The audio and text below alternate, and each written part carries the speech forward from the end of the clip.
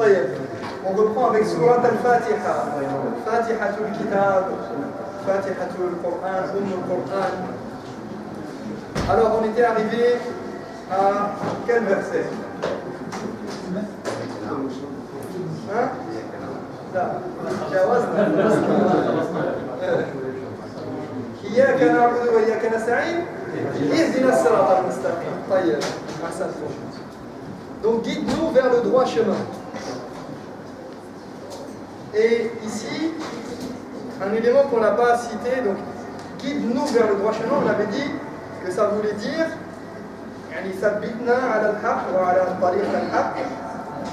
fait que nous nous maintenions sur ce droit chemin qui est l'islam, celui sur lequel tu nous as déjà placés. Et une chose importante à retenir et à mettre en évidence, c'est que si vous regardez Siyaq al-Kalam, donc le contexte dans lequel, comment la Fatiha elle est amenée, eh bien, tout d'abord, on fait les louanges à Allah, et on arrive à un moment donné où on s'adresse directement à lui. D'accord? Donc il y a un changement. Iyaka na'bud. D'accord? Iyaka bil khitab. Kaf bil khitab. Il mukhataba. Donc, on s'adresse d'un coup à Allah. Et on dit Iyaka a'bud wa iyaka asta'in ihdini as-sirat al-mustaqim. Est-ce qu'on dit guide-moi vers le droit chemin ou bien guide-nous? Pourquoi? Parce que ça nous rappelle plusieurs choses. On a l'importance ici de Nahnu, Al-Umma, la communauté musulmane. Donc ça nous rappelle quoi? Ça nous rappelle le groupe, Al-Jama'a. Ça nous rappelle le fait qu'on n'est pas tout seul, qu'on est une entité commune, un ensemble. Ça nous rappelle l'entraide entre nous. Entraidez-vous au bien, à la piété, aux bonnes mœurs, aux bonnes choses. Ça nous rappelle et ça nous appelle à rejeter l'individualisme et l'égoïsme, l'ananiya, à ne pas dire moi je, c'est moi qui vais faire, c'est pour moi. Là, au point que même les ulama disent qu'il est préférable pour l'imam de faire, quand il fait dua, de faire dua pour tout le monde, et non pas seulement pour lui. C'est une bonne chose s'il fait dua pour la communauté entière. Donc, c'est important de retenir ça. Ihdina, guide-nous. Cela veut dire aussi que l'on attend la guider pas seulement pour nous, mais pour tous les autres, pour les gens en général, qu'on cherche le bien pour les gens. Donc ça nous rappelle à cette unité. D'accord? Ça nous rappelle le lien de fraternité qu'il y a entre les croyants. Ihdina as-sirat al-mustaqim. C'est important.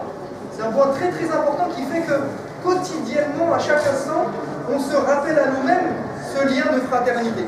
Al-ukhuwa wal-wahda bayna al-muslimin. Wa-ta'aluf. D'accord?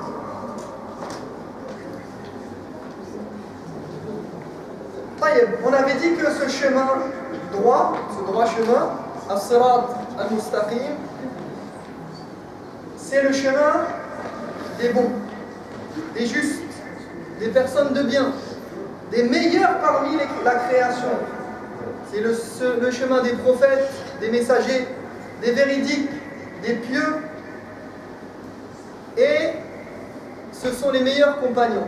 On avait cité wa hasuna ulaika rafiqa.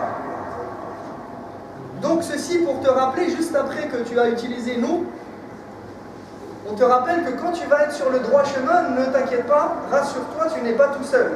Il y a des gens qui t'ont précédé, il y a des gens qui sont avec toi en ce moment, même si tu es tout seul là où tu te trouves, et il y a des gens qui viendront derrière toi.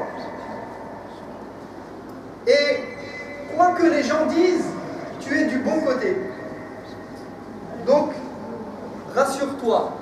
Et ce usloub, al-muwasat wa al-tasalli, c'est le fait de rassurer et de raffermir le cœur des croyants, c'est une manière que Allah subhanahu wa ta'ala a utilisée dans le Coran avec le prophète alayhi salatu wassalam.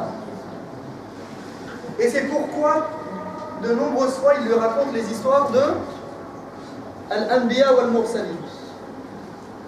De nombreuses fois vous allez trouver dans le Coran qu'Allah cite en exemple les prophètes à notre prophète Muhammad alayhi salatu wassalam, où il cite les histoires des pieux pour rassurer le prophète et pour rassurer les croyants, pour leur dire vous êtes sur le bon chemin, ne vous inquiétez pas. فلذلك كثرت المواساة وكثر التذكير بأخبار الأنبياء قبل نبينا محمد صلى الله عليه وسلم لتصبيره فقال الله له مثلا ولقد كذبت رسل من قبلك فصبروا على ما كذبوا وأوذوا وفي الآية الأخرى فاصبر كما صبر أولو العزم من الرسل. Donc Allah dit au prophète alayhi salatu wassalam,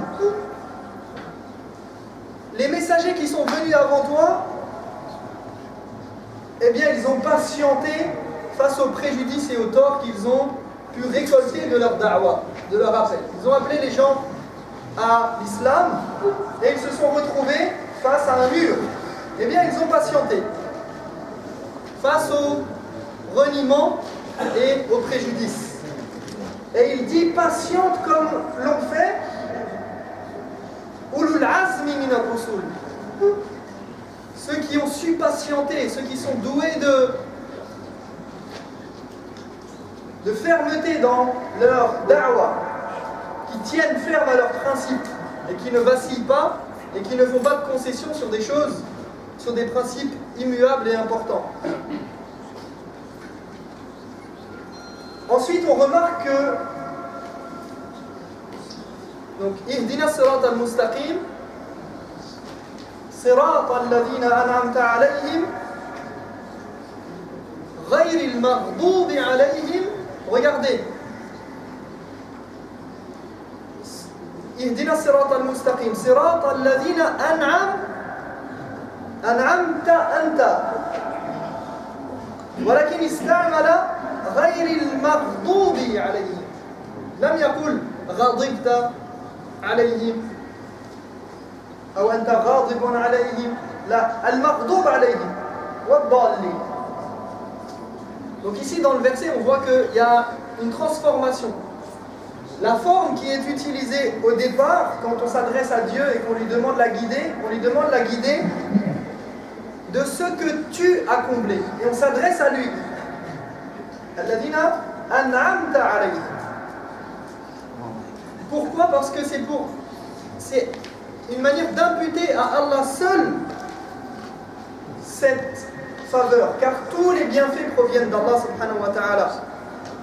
Mais ceux qui ont encouru la colère divine,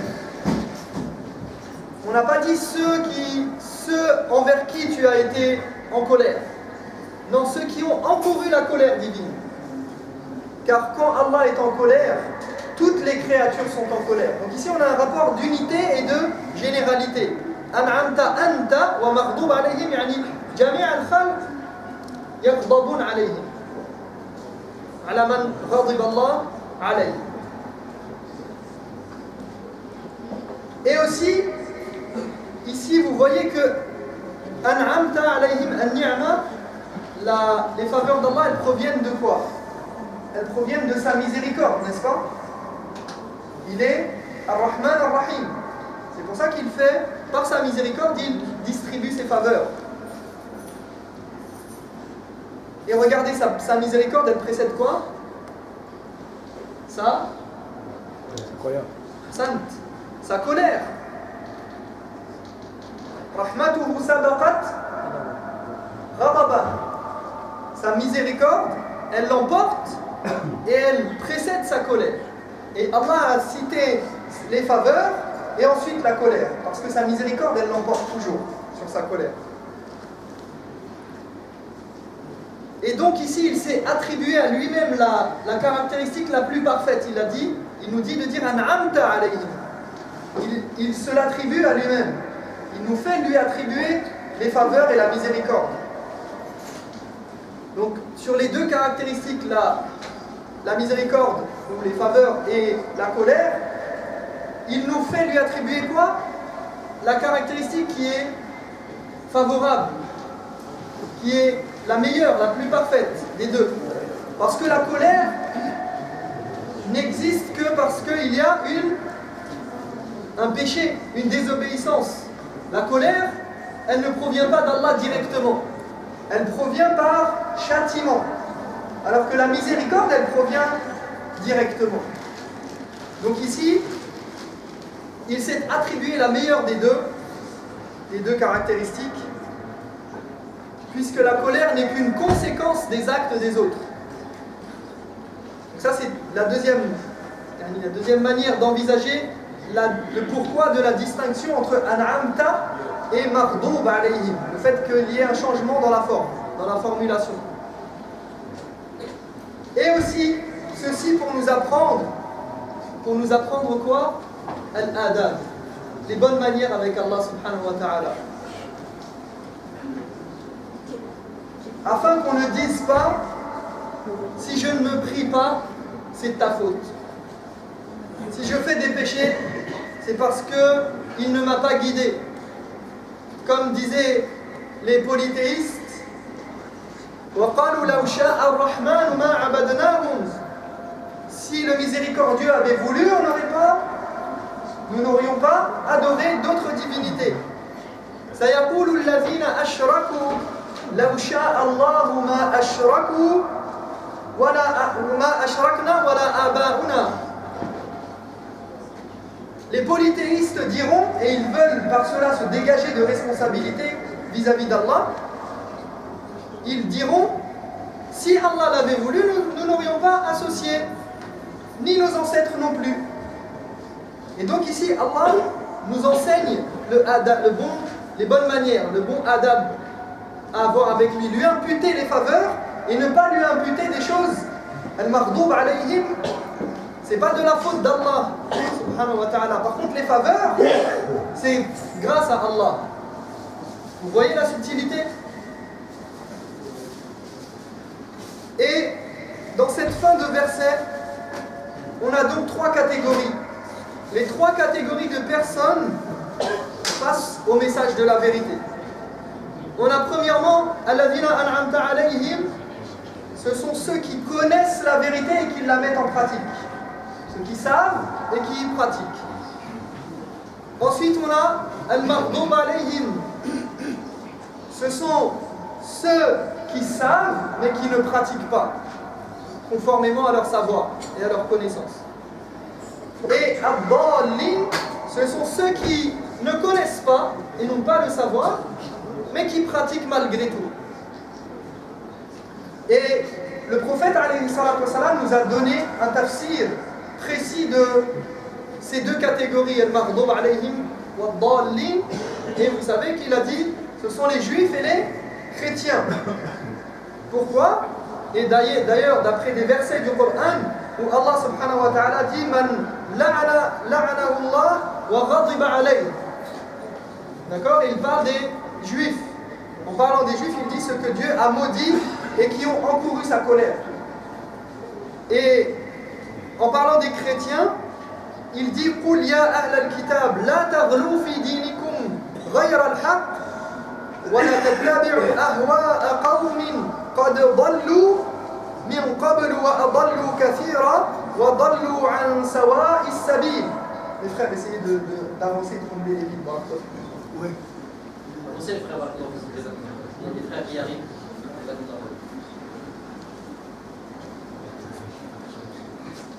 Donc, à propos des chrétiens, dans le Coran, Allah dit, dis-leur aux gens des Écritures, il y a Ahl al-Kitab, et notamment ici les chrétiens qui sont visés, ne soyez pas excessifs dans votre religion au point de vous éloigner de la vérité. Ne cédez pas aux passions d'un peuple qui jadis s'est égaré, qui en a égaré bien d'autres à leur suite et qui a perdu la bonne direction. Donc, dans le Coran, on a un écho du fait que les Maghdoub alayhim, ceux qui ont encouru la colère divine, ce sont les Juifs, et les égarés, ce sont les chrétiens. Mais ceci s'applique à toute personne qui, al-Maghdoub alayhim, pourquoi il encourt la colère d'Allah? Parce qu'il sait la vérité et il ne met pas en pratique. Il connaît la vérité. Ils connaissent Muhammad alayhi salatu wassalam comme ils connaissent leurs propres enfants, nous dit Allah. Ils connaissent la vérité mais ils ne la mettent pas en pratique. Voilà pourquoi ils méritent la colère. De l'autre côté, les chrétiens, ils ne connaissent pas, mais ils s'inventent. Ils se sont inventés un monachisme, une manière d'adorer Allah propre à eux. Et ils continuent d'ailleurs aujourd'hui. Si vous regardez les différentes sectes chrétiennes, les différents mouvements et les différentes pensées chrétiennes, vous allez voir que chacun innove, invente, réinvente et se réapproprie la religion et met au goût du jour la religion. Donc ça c'est d'une part, on a ces trois catégories-là, musulmans, juifs et chrétiens dans cet ordre. Mais aussi, on a une indication des trois autres catégories qui sont d'une manière générale les croyants. Alladhina an'amta alayhim, al-maghdubi alayhim, ce sont d'une manière générale qui met en colère Allah, toute personne qui désobéit et qui s'éloigne et qui ne croit pas en lui, donc les non-croyants. Et ad-dallin, les hypocrites. Et ce sont les trois catégories qui ont été mentionnées dans le Coran, dans Surat al-Baqarah, juste après Surat al-Fatiha. On a les premiers versets qui concernent les croyants, les 5 premiers versets. Ensuite, les 2 versets qui suivent, ce sont les non-croyants. Et tout le reste, 17 versets je crois, sur les hypocrites. Et ici, entre ceux qui connaissent et qui appliquent et les deux autres factions, on a l'idée du juste milieu, qu'on doit être justement entre les deux extrêmes et on doit toujours réunir entre la parole et l'acte. Et entre la connaissance afwan et l'acte. Entre la connaissance et l'acte. Et la connaissance précède l'acte. D'accord ? ونكتفي بهذا القدر إن شاء الله. نسأل الله تبارك وتعالى أن يجعلنا من الذين يستمعون القول فيتبعون أحسنه. اللهم صل على محمد وعلى آل محمد كما صليت على إبراهيم وعلى آل إبراهيم في العالمين إنك حميد مجيد. سبحانك اللهم وبحمدك أشهد أن لا إله إلا أنت أستغفرك وأتوب إليك.